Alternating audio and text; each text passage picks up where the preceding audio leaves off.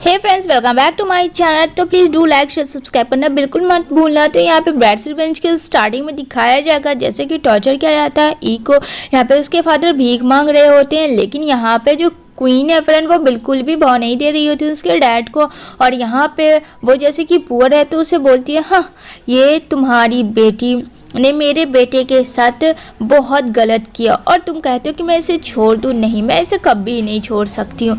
यहाँ पे जो फ्रेंड है ई की जो कज़न है जिया, वो बहुत मज़े ले रही होती है क्योंकि वो बिल्कुल भी ई को पसंद नहीं करती थी बचपन से ही। अब यहाँ पे वो सोचती है कि वो मर जाए तो बहुत ज़्यादा अच्छा होगा और वो चाह रही होती है कि उसका रास्ता साफ हो जाए ई को मार के, ताकि वो वहाँ की क्वीन बन सके। लेकिन वहाँ पे आ जाता है मुआन बचाने के लिए ई को और यहाँ पे बोलता है कि माँ तुम ऐसा क्यों कर रहे हो। इधर बेचारा उसके फादर भीख मांग रहे होते।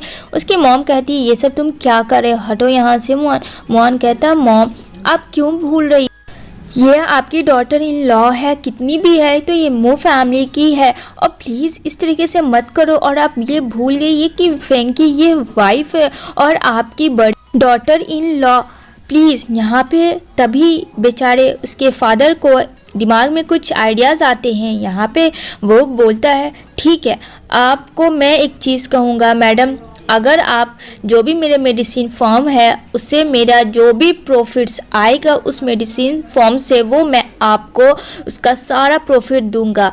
तो अब आप बताओ प्लीज़ मेरी बेटी को छोड़ दो। यहाँ पे अब जो क्वीन के दिमाग में आता है कि उसे तो बस पैसे चाहिए फ्रेंड्स, तो चलो उसका सारा प्रॉफिट आएगा उसके पास। तो बोलती है ठीक है मैं इसे एक और मौका देती हूँ, लेकिन फिर से अगर इसने ऐसा कुछ भी किया तो फिर मैं कुछ भी कर सकती हूँ, तो मुझसे बुरा कोई नहीं होगा। यहाँ पे उसे फेंक दिया जाता है जहाँ मुआन होता है। बेचारी का बहुत ज़्यादा बुरा हाल होता है। फिर पानी में कोई बार बार डुबोएगा तो आपको पता है क्या फ़ील होगा। यहाँ पे उसके डैड बोलते हैं thank you ma'am, thank you so much, और मैंने जो वादा किया है अपना प्रॉमिस मैं आपको पूरा करूँगा, वो बिल्कुल भी नहीं छोड़ूंगा। यहाँ पे बेचारी बोलती है डैड क्यों आप ये सब कर रहे हो मेरे लिए क्यों कर रहे हो, सब मेरी गलती है। उसकी हालत बहुत ज़्यादा बुरी होती जा रही थी, फिर उसे होश भी नहीं था, उसे बस इतना पता था तो उसके डैड ने उसके लिए बहुत बड़ी कुर्बानी दी है, क्योंकि एक छोटा सा तो फॉर्म था जिससे उन लोग का चलता था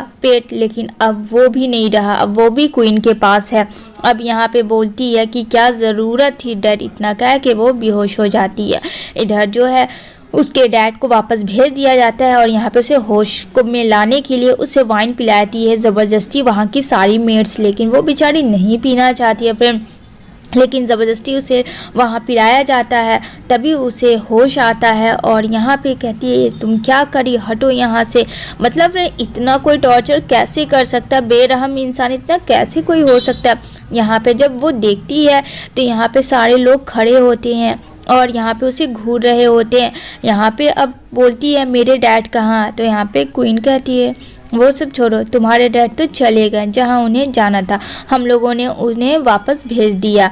अब बताओ एक चीज़ कि ये बच्चा किसका है, जो कि फ्रेंड हम लोगों ने देखा है नेक्स्ट पार्ट में कि वो प्रेग्नेंट है। और यहाँ पे सारा दिमाग में घूम रहा होता है सबके, और यहाँ पे जिया के तो बहुत चीज़ें घूम रही होती है कि अगर वो वारिस दे देती है मू फैमिली में तो उसका कहीं ना कहीं ओहदा जो रेपुटेशन है वो मिट्टी में मिल जाएगा।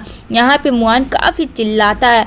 अब यहाँ पे उसे जैसे कि पता नहीं था कि वो बेबी किसका है, तो वो क्या कहेगी, वो तो कुछ नहीं कह सकती है क्योंकि वो अपने पास्ट को प्रेजेंट में नहीं लाना चाहती थी।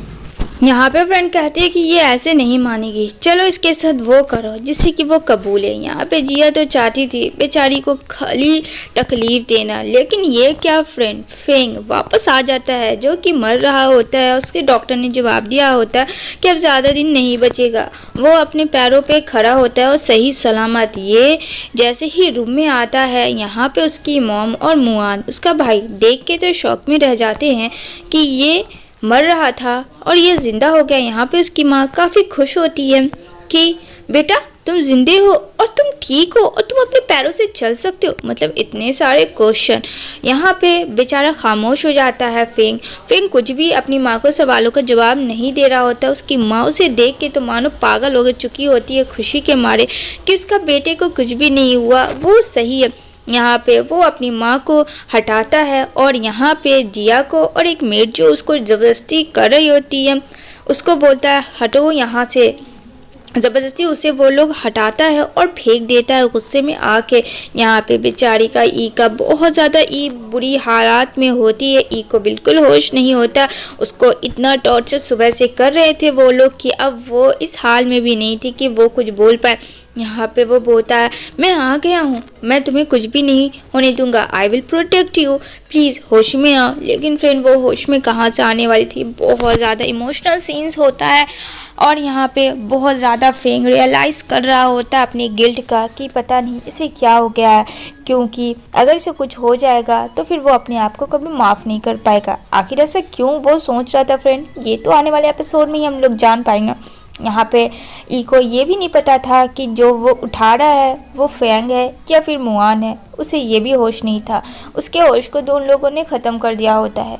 जब यहाँ पे वो बोलता है आई प्रॉमिस यू कि मैं तुम्हें हमेशा साथ दूंगा and I am really sorry कि मैंने तुम्हें ऐसे टाइम पे छोड़ दिया, तो वो उसे देखती है फ्रेंड। जैसे ही वो उसे देखती है कहती है तुम फैंग यंग मास्टर तुम ठीक हो गए। यहाँ पे कहता हाँ मैं ठीक हो गया, मैं बस तुम्हारे लिए आया हूँ और मुझे बहुत ज़्यादा टेंशन हो रही थी। यहाँ पे बेचारी एक चीज़ भी नहीं बोल पाती है फ्रेंड कि उसके फैमिली ने उसे कितना टॉर्चर किया होता है। वो बस उसे ही देखी जा रही होती है। यहाँ पे कहता है मैं सब ठीक कर दूंगा, तुम्हें अब किसी भी चीज़ की टेंशन लेने की ज़रूरत नहीं है, मुझे सब पता है इन लोगों ने तुम्हारे साथ क्या किया, क्योंकि उसे पता था फ्रेंड आखिर ऐसा वो क्यों कह रहा था। यहाँ पे वो बोलता है आप लोग को क्या लगता है ये किसका बच्चा हो सकता है जो आप लोग बिना जाने बूझे इसे जो टॉर्चर कर रहे हैं, आपको पता भी है कि ये मेरा बच्चा है। वो फ्रेंड ओपन बोल देता है। क्या ये बात सच है? मुझे कमेंट में आप लोग ज़रूर बताना। क्या फैंग ने ई को बचाने के लिए झूठ बोला या वाकई में वो उसे प्रोटेक्ट कर रहा है, या फिर ऐसा भी तो हो सकता है कि सच में वो उसका ही फादर हो।